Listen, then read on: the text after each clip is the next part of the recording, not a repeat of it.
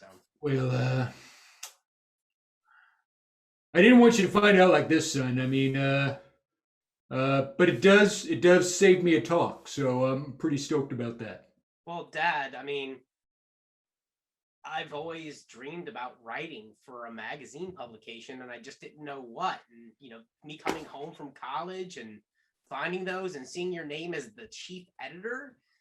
Uh, Um, Listen, I'd really appreciate it if you didn't tell mom.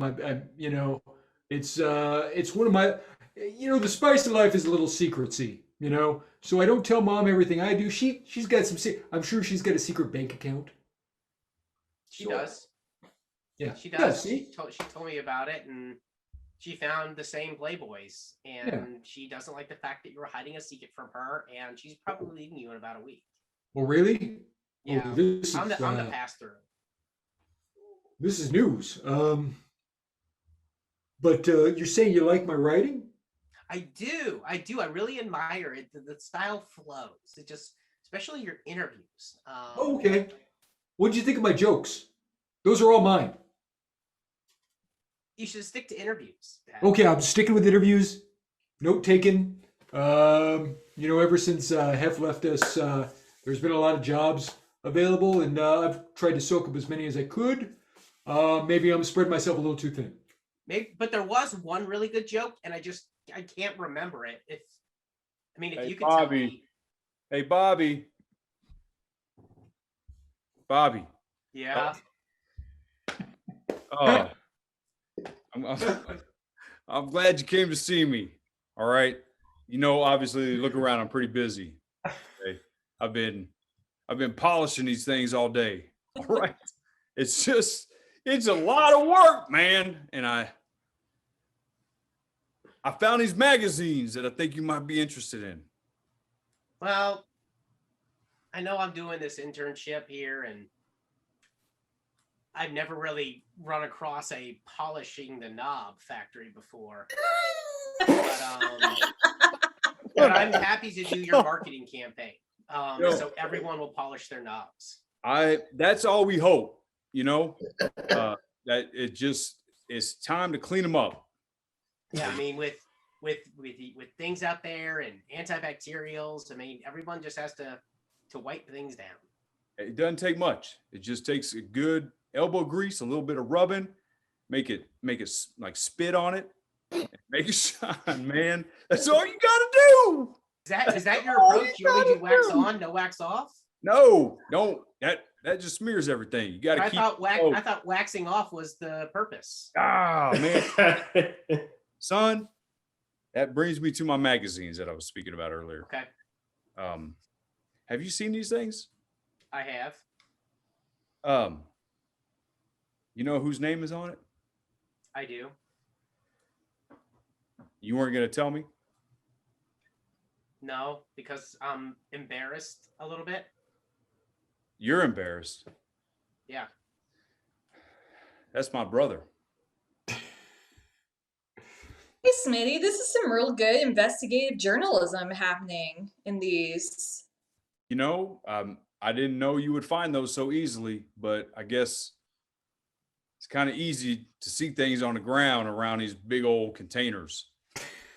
I mean, I spend a lot of time looking at the containers because they're just so clean. Well, I know you're always checking yourself out in them because they're so clean. You just see your reflection. And girl, I can tell. I'm gonna be honest with you. If I looked as good as you did, I'd be staring at those things too. I would. Ah, shut up. Well, I will. But keep going. Well, which one? I mean, I'm just saying. I mean, I know it's kind of crazy because even though they make your face all different sizes and shapes, it's like you still look good, and you like the way you look, and that's really what's important here. I know, and I think we all look even better directly on a knob, so I appreciate all the elbow grease you've been putting into them. I agree too. You know what's weird that you mentioned that? I have a whole magazine stack full of girls who think they look good too. I mean, think they look good. There's some pretty good-looking girls in them, and I was gonna ask you if I could just borrow a couple of these older issues. I could see they were at the bottom of your stack. Yeah, if as long as you promise me not to look at the name of the co-editor. All right? Can you promise me that? But the words are the most important parts. I know, I just don't want you to know who's responsible for writing those words. Okay, promise.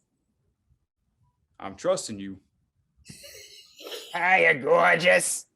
Oh, and I haven't been here since 1972 when I did those poses.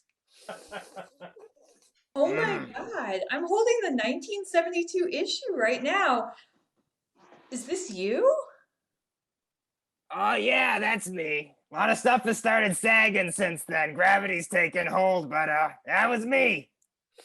Oh my God. Well, I mean, I'm borrowing these, but I'm sure they would only be valued more if you could just give them a little sign. Oh, sure. Let me get my cigarette. Okay. Oh no, allow. Oh, never mind. You spat it too fast. Well, here you go. Okay. Uh-huh. And there we go. Should be Oh, worth a whole extra $1 at this point.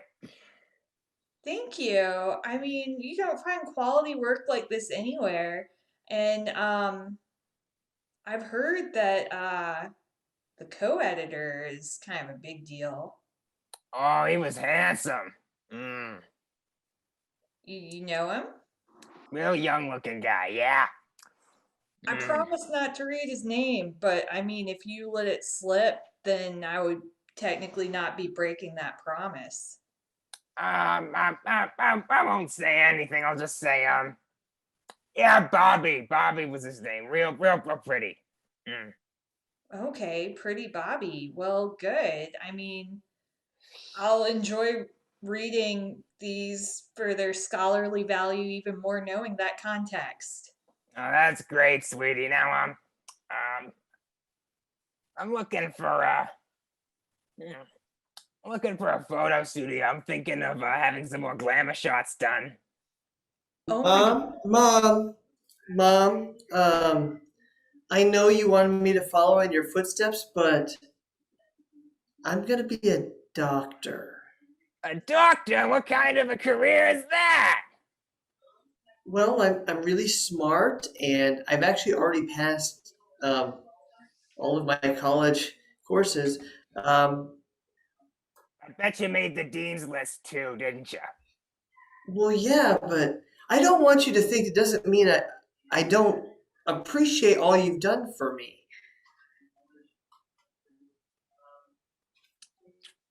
Tell me something about what you've done outside of classes. You been to parties, been to frat houses, anything good like that? I did go to one once because I was ahead on my studies, so I went to a party, but I left early because I wanted to make sure I get a good night's rest before my test the next day. Oh, well, did I not raise you right? That's not what college is about. You should be living your life. I was living my life. Me and the rest of the medical staff, we were studying hard all through the night. We had some laughs. You know, it was a good time. I really enjoyed my college days. Laughed, yeah. I bet it was just one chuckle and then you felt guilty about that for the rest of the night. You know me too well, Mom. Oh, yeah, I do. Can you feel the waves of disappointment radiating off of here? I'm going to prove to you one day that everything you did for me was worth it. All right, you know, I guess I'll believe you there. Now come over here. Mommy needs her insulin shot. Yes, Mother. So, you're a doctor, right? Yes. 2 years. Maybe you can help me out with something. I've been writing this book about the history of Playboy, and well, see, I have this theory, but I think it'll hold more water if I can get a doctor to like back me up and sign off on it medically and everything like that. Gavin, I am happy to help in any way I can. Oh, great.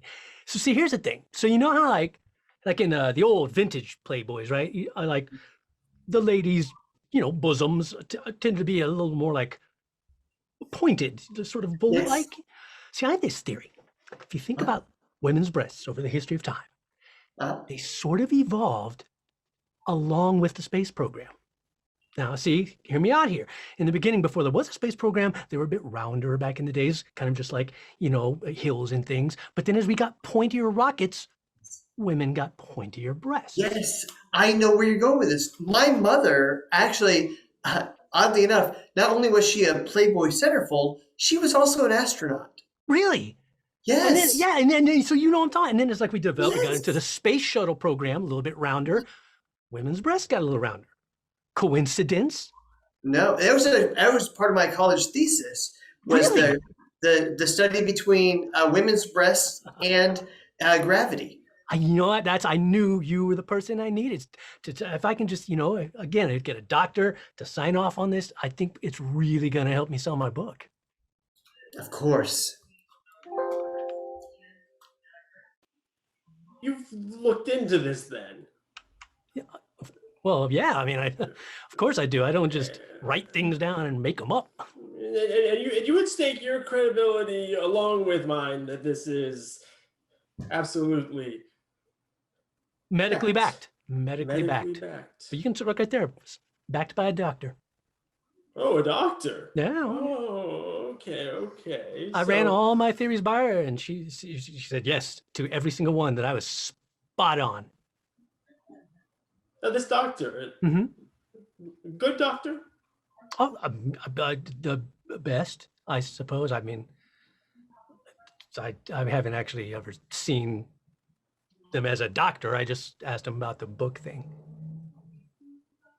Oh. So you told them about your plan, though, right? That's a little personal. Why would I tell him about that? How do you get them to sign off? Well, I just explained that as the space program evolved, so did women's breasts, and that mammary glands are powered by rocket fuel.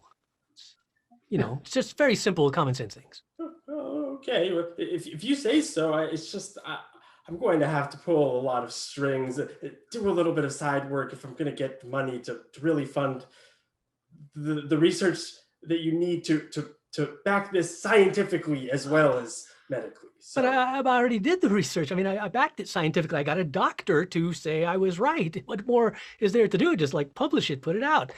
Amazon right now. We could get it out there tomorrow. Right. So the publishing, though, that's what I'm saying.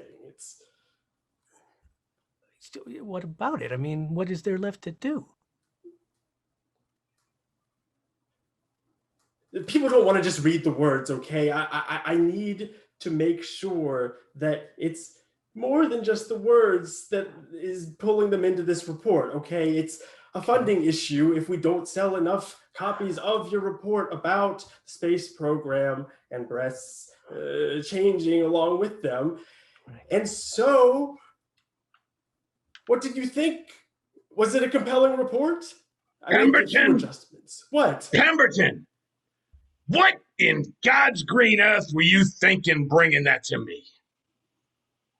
Well, I'm sorry if your mind wasn't ready to see the connection between the trajectory of rocket shapes and the trajectory of memory Pemberton. development. Pemberton. This is Highlights Magazine. Right. It's for children. Well, they have to spot the differences. Highlights Magazine. This is in pediatricians' offices everywhere. And you're going to write me an article that says, "To the moons"? I had a little bit of fun with that, but I mean, I get it. But, Pemberton. yeah. I love you like a son because you are my son. But I Thank you. can't put that in the magazine. So what are we going to do? Well, I'm going to fire you. Oh. then I'm probably gonna rehire you later because your mother will kill me if I don't.